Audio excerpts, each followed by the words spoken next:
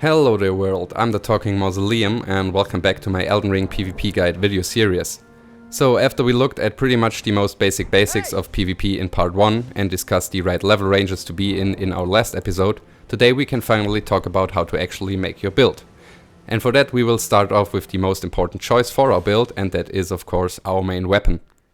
And since this series is very much meant to help people who have never done PvP in any of the Souls games before to be able to get into it, we will look at all the movesets of each weapon class and discuss the pros and cons of each moveset in as much detail as we can. The first thing you have to realize is that fighting other players in PvP is very different from fighting enemies in PvE. So don't expect that just because you really enjoyed a certain weapon in the regular game that will also translate well to your PvP experience. The most important thing when deciding on a weapon really is whether or not its moveset feels good to you.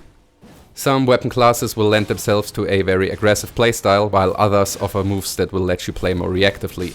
So you'll want to find out which playstyle suits you best. Therefore, don't be hellbent on using any particular weapon if it just isn't working out for you. Also, as you're testing, try to not make the Ash of War the focus of your combat strategy for now. We will cover Ashes of War in a future video, since they are of course a very powerful tool, and especially among the unique weapons there are some that will make you want to use a specific weapon solely because of its Ash of War. But before we even get to that point, you'll want to know which weapons moveset you can comfortably work with apart from that, since just spamming an Ash of War will usually not be enough against an opponent who knows what they're doing. And also it gets old kinda quick. Now, maybe you already decided that you would rather make a pure spellcaster build, but even then you'll probably want to have some weapon on you regardless. We'll touch on spells briefly towards the end of this video, but again discuss them in more detail in an upcoming video. Over the course of this video you will sometimes hear me recommend either a strength or dexterity build for certain weapons of the same class, with the reason for that being that speccing heavily into either one of those two stats will usually net you the most damage output for any regular type weapon, as opposed to having them scale with either intelligence, faith or arcane, but more on that in the next video. When trying to figure out which weapon of a certain class will scale best to your particular build, the easiest way to do that is to get any weapon choice you have up to plus 24, slap a Ash of War with the appropriate scaling on it, and then just compare numbers in the menu. Or you could just check out Kreit's channel, who has a in-depth numbers breakdown for pretty much every weapon in the game. If the difference in damage is rather minimal, however, I would generally recommend you go with the option that gives you more range rather than more damage. So let's get a little more concrete and look at what moves Elden Ring's weapons actually offer. Because they actually have quite the large moveset, and certainly the largest of any Souls game so far. There are, of course, standard R1 light and R2 heavy attacks, where the R2s can also be charged, which alters the move, and both R1s and R2s will mostly have attack chains where consecutive attacks have a different animation than the first attack of the chain. The length of the chain varies depending on the weapon's size and speed, with the largest weapons often only having a singular R2 for example. In addition, there's a different attack for both lights and heavies when you're running, jumping or rolling, and also if you perform an attack while crouching, you will perform the rolling attack of that weapon. Pressing the dodge button while standing still will have you do a backstep, which also has a unique attack if you press R1 while in that animation. And finally, curved swords as well as light and heavy thrusting swords have a unique attack animation if you cancel out of a heavy attack by pressing dodge while in the charge drop. When two-handing you can also block with your weapon, just like you would with a shield, although that's generally not advisable since you will be guard broken and susceptible to riposts more often than not. And all this is just for two-handing your weapon. One-handing a weapon will also change its moveset, and of course in Elden Ring we have the option to power stance two weapons of the same type, which gives us an attack option for all these variations where we attack with both weapons at the same time by pressing L1. Getting good with a weapon obviously means being able to choose which attack to do depending on the situation, mixing up your attacks as you fight and thereby not becoming too predictable for your opponent. And while there's a lot to be said on how to do that effectively, that's something we'll get into when we're talking about actual combat strategies. For now, you just wanted to write things out and get a feel for all the different moves, attack timings and so on. Not every move of a weapon has to be amazing for you to be able to make a viable build with that weapon. In fact, a lot of weapons mainly utilize one move as their bread and butter attack, like crouching R1s on a two-handed Colossal Sword or running L1s for dual-wielded curved swords for example. And lastly, while most weapons of the same class will share the same moveset, there are multiple exceptions to that, like Greatswords having 2 unique movesets depending on the sword, or Halberds where there are 3 distinct movesets to choose from. Especially with the R2 heavy attacks, you will often see different attack animations depending on the weapon. With all this in mind, I think it's advisable to not give up too fast when trying out a new weapon if something doesn't immediately seem to work the way you want. I mean, if you've done 20 duels with a greatsword and just don't enjoy the way this weapon feels, by all means try out something else, but since we're assuming that you're still learning and practicing, and most of your opponents will already know their build inside and out, losing most of your duels is to be expected for now. And since we're on the topic, you really want to try out new stuff in a duel setting rather than jumping straight into invasions, since duels are a lot more controlled and will allow you to really focus on all the different aspects of a moveset, while invasions generally demand a very different approach to combat. Therefore, some things that work in duels really won't work in invasions at all, and in general you can get a lot more specific with your build in a duel scenario and really focus it around a certain weapon or even around a certain move or combo, while as an invader you will want something that performs well in a variety of different situations, often utilizing multiple weapons that you switch to as the situation demands. If you mainly want to engage in invasions as part of a co-op team or a blue hunter, you can again ignore a lot of the shortcomings any playstyle might have, since your job will be to only cover a certain role in your team and you have your teammates to help you make up for anything your build might struggle with. Still, with this series we want to enable us to become good at combat regardless the situation, and even as a ganker you'll still want to be able to hold your own in a 1v1 fight, as your teammates won't always be there to back you up. The reason I really want to encourage you to mainly focus on a specific weapon or weapon class for the moment, regardless of whether you're a total PvP beginner or already have some experience, is that I feel that trying to juggle too many weapons and tools on your build at once will probably hurt you more overall than it will benefit you.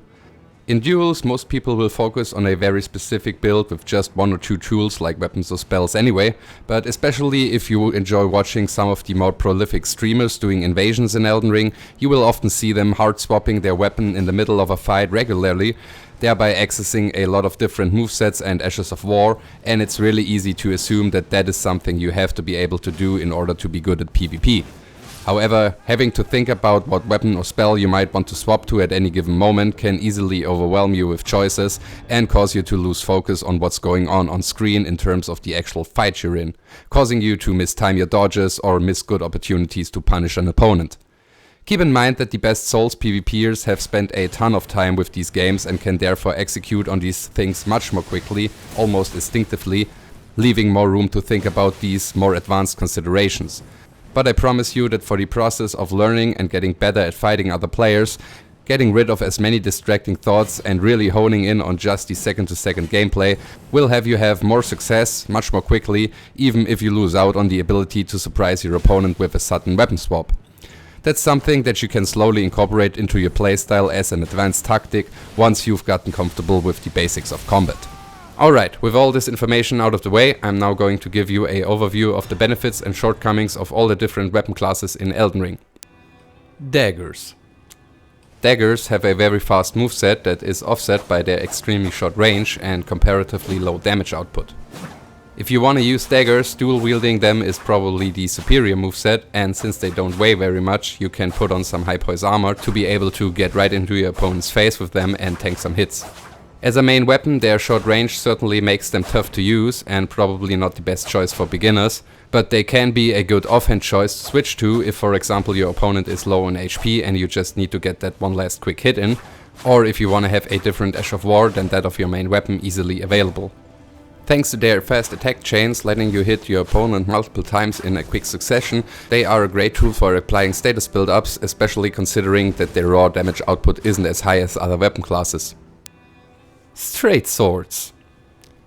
Straight Swords are an absolute Souls classic and might have been the best weapon type in Dark Souls 3 thanks to their quick moveset while still being able to put out some significant damage. Their one-handed moveset is very versatile, making them great to combine with a shield or other parry tool in the offhand.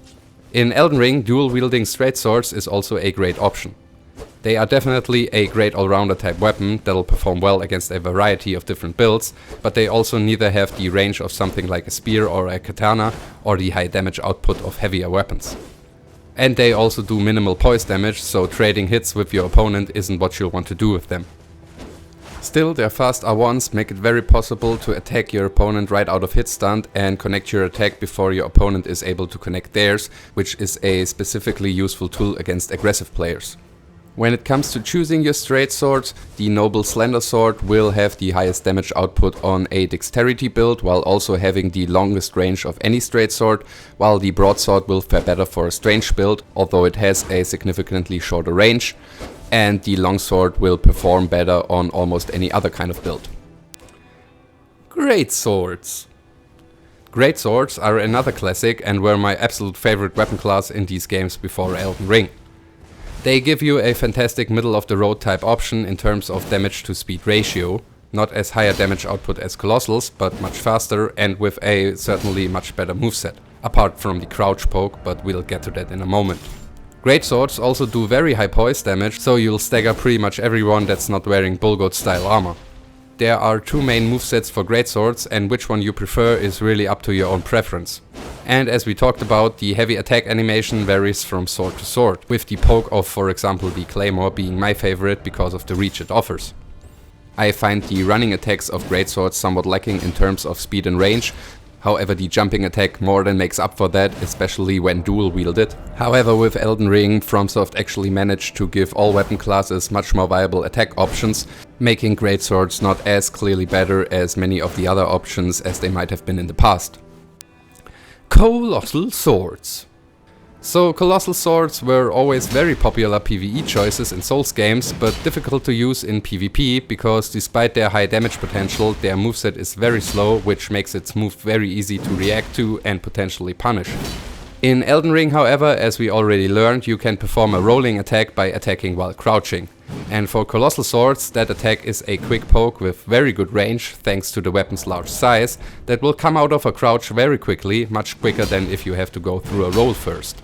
But unless you really want to center your playstyle around that one specific crouch attack, I wouldn't really recommend them as a main weapon, especially for all your PvP beginners, since they are quite hard to master and rely a lot on playing mind games with your attacks to catch your opponent off guard. Of course, the rest of their moveset isn't completely unusable, especially the wide swings of their R1 attack chain can be a good tool for crowd control. But since Elden Ring, like all Souls games, don't have animation cancelling, committing to a slow attack with a Colossal Sword can leave you very vulnerable if you miss your attack. In addition, like with any heavier weapon class, the weight of your weapon is another consideration, since it will require you to spec more heavily into endurance just to be able to carry your weapon, which will leave you with less points to put into your damage output. On that topic, the Zweihander is the lightest Colossal Sword, while also being the Colossal Sword that will scale best with dexterity if you want to use that weapon class without being a strength build. Thrusting Swords. Thrusting Swords, as the name suggests, mainly utilize quick poking attacks, which are great for roll catching your opponent, and in Elden Ring, thanks again to power stancing, they've become better than ever before. Since their dual-wielded light attack chain comes out very fast, doing multiple hits of damage, which also makes them great for applying status build-ups. The one-handed and two-handed movesets are still as good as ever though, so no matter how you choose to wield them, you have a very decent moveset available. One-handed, they can also be used while simultaneously blocking with a shield, a feature they share with spears, and one that can be a very oppressive playstyle if you manage your stamina right. When dual wielding, you definitely want to be very aggressive though. The one thing going against the thrusting swords is that with a lot of their attacks being forward pokes, they make it more likely for an attack to just completely miss an opponent, since they have quite a narrow hitbox, and in invasions, especially with multiple opponents, they aren't really the best option for crowd control. Also, in Elden Ring they've gotten a very strong new contender. Heavy thrusting swords.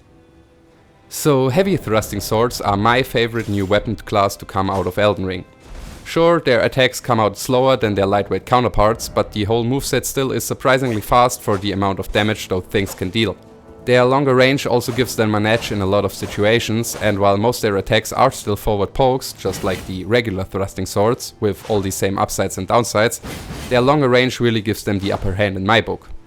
Unlike the regular thrusting swords, I prefer their two-handed movesets over the dual-wielded one, unless you wanna combine them with a shield in the offhand, in which case you wanna go with the one-handed moveset. In terms of damage output, the Godskin Stitcher will almost always be the optimal choice for any kind of stat spread, unless you want to do a very dedicated strength build, in which case the Great EP will win out slightly over the Stitcher. However, the Godskin Stitcher has the added benefit of being the only heavy thrusting swords to be able to combo their jumping R1 into a regular R1 for some reason, which makes it the optimal choice for any build in my opinion. Curved swords. So if you've been doing basically any amount of PvP in Elden Ring, you will have seen someone dual wielding curved swords, rushing you down with running L1s, usually applying bleed in the process. The reason this playstyle is so popular is that both the running and the jumping L1s of curved swords actually do 2 hits per weapon, so that's 4 separate hits with just 1 attack, hence the quick status buildup. The rest of their moveset is decent enough, but just like with Colossal Swords, this is a weapon type where one part of its moveset very clearly outshines the rest, and therefore should you want to use them, incorporating that in your playstyle will be the best way to go. For this reason, curved swords, especially when dual wielded, lend themselves very well to an aggressive playstyle where you give your opponent very little chance to breathe and rush them down constantly. Therefore, if you find it hard to be the aggressor and constantly keep up the pressure and would rather react to what your opponent is doing, then curved swords might not be the weapon class for you. Curved greatswords. Curved greatswords, on the other hand, are just cool. I don't personally like their moveset all that much, but it seems a lot of people agree with me on the being cool thing, since you do see them quite regularly. Especially Morgoth's sword and the Bloodhound's fang seem to be favored thanks to their unique weapon arts. If you like the moveset, there's really nothing wrong with using them, however anything other than two-handing them probably isn't the most optimal in a lot of situations, since they are already quite slow to begin with. I don't really have much else to say about curved greatswords, seeing as I haven't used them all that much personally, but as with all the weapon classes we're discussing here, it's always important to try them out for yourself and see if the moveset is a good fit for you. Katanas. Katanas do work quite well with power stancing, while also having a decent two-handed and one-handed moveset that's more centered around downward slices than straight swords or curved swords, for example. So no matter how you decide to wield your katana, you will have a very usable moveset at your disposal. They also have quite good range, especially the extra long Nagakiba, and the running R2 in particular is a forward poke that's great for roll catching. This weapon class also contains the infamous Moonveil and Rivers of Blood, both weapons with exceptionally good Ashes of War that offer so much upside that they're pretty much the go-to weapon when you're doing an arcane or intelligence build. Twinblades. Twinblades are a little weird. Initially I was very hyped for them in Elden Ring, since again they just look cool. Their two-handed moveset, however, doesn't do something as well as many other weapons. It doesn't move your character forward. With most other weapons you'll see that by doing your attack your character moves forward a bit with each swing. And while Twinblades do that as well, not all the attacks of their R1 chain, for example, do it in quite a way that feels natural to me. So this might purely be a matter of taste, but for this reason I just never gotten that into them. They do however share the pretty scary running and jumping attacks with the curved swords, making dual wielding them a very viable option if you like the weapon. Hammers and axes. Now, in the interest of time, I'm going to lump hammers and axes together here, since while they do certainly have differences in their moveset, these weapons will still play out very similarly. Their main problem is their relatively short range. Actually, their range is somewhat deceptively short, since you will often have to get right up in an opponent's face for an attack to actually connect, while you miss attacks that might have looked like you should have connected. Obviously you can still use them if you like the moveset and can get used to the range, since they can put out some high damage on the right build, but I would consider these more advanced weapon classes, not necessarily recommended for beginners. Since you usually won't have the upper hand in terms of spacing against most other weapon classes, being able to predict what your opponent is going to do next is really key when using an axe or hammer in order to get your own attacks in. Greataxes, Greathammers and Colossals.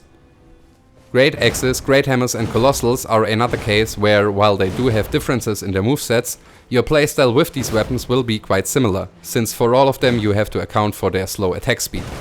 Unfortunately, this shortcoming makes them pretty much almost unusable, at least in an invasion setting, especially if you're still getting into Elden Ring PvP and have yet to get used to predicting and anticipating your opponent's moves.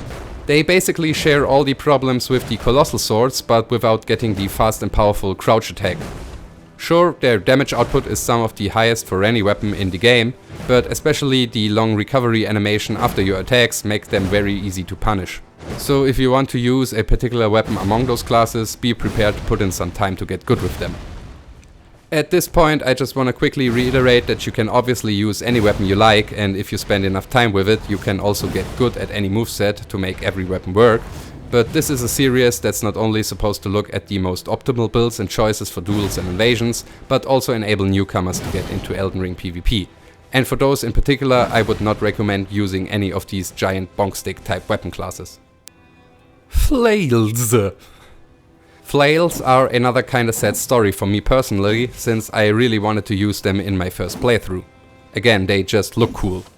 And while their moveset is certainly decent enough with passable range, they fall in a weird sort of middle ground where they are just slightly slower than straight swords without really compensating enough for that with higher damage or range. And they don't do anything else particularly well either. So definitely usable, but unfortunately not as unique and distinct as they could have been. Spears and Greatspears. I will also talk about Spears and Greatspears simultaneously, although it's important to note that these do definitely feel very different while playing. In terms of movesets, they do have a lot in common though. Most of what you'll do with them is poking, while the heavy R2 however is often a slash. Whether you use one or dual wield two spears, thanks to their range outspacing your opponents works very well with them, and they also are great for roll catches. The main difference between regular and great spears comes from their speed. Spears are noticeably faster with pretty much all their moves than great spears, with the trade-off obviously being that they will do less damage. Except if you dual wield them, but then again you can do that with great spears too. Personally, I like the slower great spears even better, to be honest, since a lot of people seem to struggle with their roll timing against them, but that is more a matter of taste, I suppose. They are definitely both great weapon classes for PvP, and just to remind you, like light and heavy thrusting swords, spears can also be attacked with while blocking with a shield. A ability unique to these four classes that can make for a very powerful playstyle, where you are very safe from attacks while being able to whittle down your opponent's health bit by bit. Halberds. Next up are Halberds, the reason Greatswords are no longer my favorite weapon class in Elden Ring. Halberds are quite powerful, especially thanks to the high poise damage they can deal for their relatively light weight and decently fast moveset. We will talk about the details of how poise works in an upcoming video, but for now, knowing that it's quite easy to stagger your opponent with a halberd will be sufficient. Their moveset has a good mix of far-reaching pokes for roll catching and wider slices for crowd control, while also having quite the high damage potential. They also seem to be the class with the most varied movesets from weapon to weapon. The Banished Knight Halberd, for example, is mainly pokes, the Knight Rider Glaive has more slashes and the moveset that I personally enjoy the most overall, and the Guardian Sword Spear has a completely unique moveset again that it only shares with Loretta's War Sickle. No matter what type you prefer though, they are all very viable, having more range than great swords, more damage than spears, and more moveset options than pretty much any other weapon in the game. I personally find the two-handed moveset of halberds the easiest to use, however dual-wielding two halberds at a time gives you a very cool moveset, although a slower one as well, that offers some very high damage potential if you can connect all hits. In terms of damage output, the Knight Rider Glaive will do best on a strength build, outperforming pretty much any weapon of a similar weight and speed, while the Guardian Sword Spear will net you some very high damage on a pure dexterity build. The standard halberd will do slightly better on a strength build than the Banished Knight's halberd, that will do better on a dexterity build, but that will also offer you some slightly longer range. Reapers. Reapers, or scythes as I will continue to call them, are not only the perfect choice for any Grim Reaper cosplay, but actually come with a very usable moveset, both two-handed or when dual-wielding two of them. Their main benefit over most other weapon classes is their ability to negate some of the damage reduction your opponent gets from blocking with a shield. So scythes are definitely one of the cool looking weapon classes that are actually viable in addition to just looking badass. That being said, I haven't used them too much personally, so there might still be some more specific up or downsides that I'm simply not yet aware of. Whips! Whips are an interesting weapon class that hasn't really been the best choice for a main weapon prior to Elden Ring. But now with the ability to dual wield them, they are definitely a force to be reckoned with. The dual wielded jump attack in particular can do some very high damage if buffed with the Claw Talisman. The moves come out pretty fast overall, their hitboxes and attack timings in general make them good for roll catching, and just like scythes, they are able to inflict damage through shields. Their range is also generally longer than most people seem to expect, and since they're very lightweight, having an offhand whip in addition to a good single-handed main weapon isn't the worst idea either. Fists and claws. Fists and claws we are gonna talk about together again, even though, as in the other cases, there are some moveset differences between them. By and large, however, these weapons are defined by a pretty fast moveset with very limited range. The cool thing about these weapons is that you can dual wield them without actually having to pick up two instances of the same weapon. Their short range is certainly a considerable disadvantage, but thanks to their low weight, they can once again be a good supplementary weapon in your offhand. Maybe put Bloodhound Step on them to be able to make a quick getaway in a dangerous situation during invasions, for example. The dual-wielded running or jumping attacks with the claws in particular are what you'll probably end up using the most here. Bows and crossbows. Pew! And with that, we covered all the melee weapon classes in Elden Ring. There are obviously also bows, great bows, crossbows and ballistas, where especially bows and crossbows can be very fun to make a whole build around. But they do require a very specific playstyle again, since you will mainly have to try and continuously create distance between you and your opponent, since you're the one using ranged weapons. Great bows and ballistas on the other hand are more of a tool for specific situations in invasions in my opinion. In terms of doing a ranged build, bows have the upper hand over crossbows in my opinion, thanks to their faster reload time and bigger choice of Ashes of War. If you want to do a ranged build in Elden Ring, be sure to also carry a regular melee weapon as well, since your opponents will probably try to counter your playstyle by getting close to you. Staffs and seals. If you want to use some spells in addition to your melee weapon instead, you'll obviously also want to carry a staff or seal.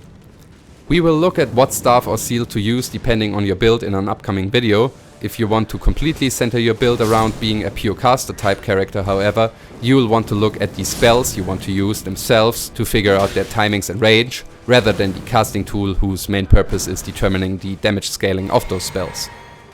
Again, we'll talk more about pure caster builds in another video as well, but for now try to think of every spell as just one move of a regular weapon, since that's essentially what they are, and find different spells that work well together to create a complete spell moveset, so to speak. For example, you could throw a fireball at your opponent and then switch to catch flame to hit them as they try to get close to you. Or you start with a big AoE spell to keep your opponent away from you and obstruct his vision to then hit them with a high damaging spell out of nowhere. Like we talked about, in duels, specific builds like these can totally work, but in invasions, while it's nice to be able to throw powerful spells at your opponents, they often lack the versatility to deal with a lot of the other situations that might arise. And that concludes our exploration of the different weapon classes in Elden Ring, so now it's time for you to go and try to find the one that you feel most comfortable with. And in the next video we will look at how to spend your stats and optimize your build to get the most out of whatever weapon you chose. Thank you so much for listening, I hope you found this video somewhat useful. Please leave me a like if you did so, and maybe even subscribe if you liked my videos so far. This channel is still very much at its beginning, so I promise it can only get better from here. I have tons of ideas for different videos, all centering around the Souls series at the moment of course, so if you're like me and just like hearing people talk about these games, I will try and deliver just that on a regular basis. Anyway, thanks again, have a wonderful day and see you very soon!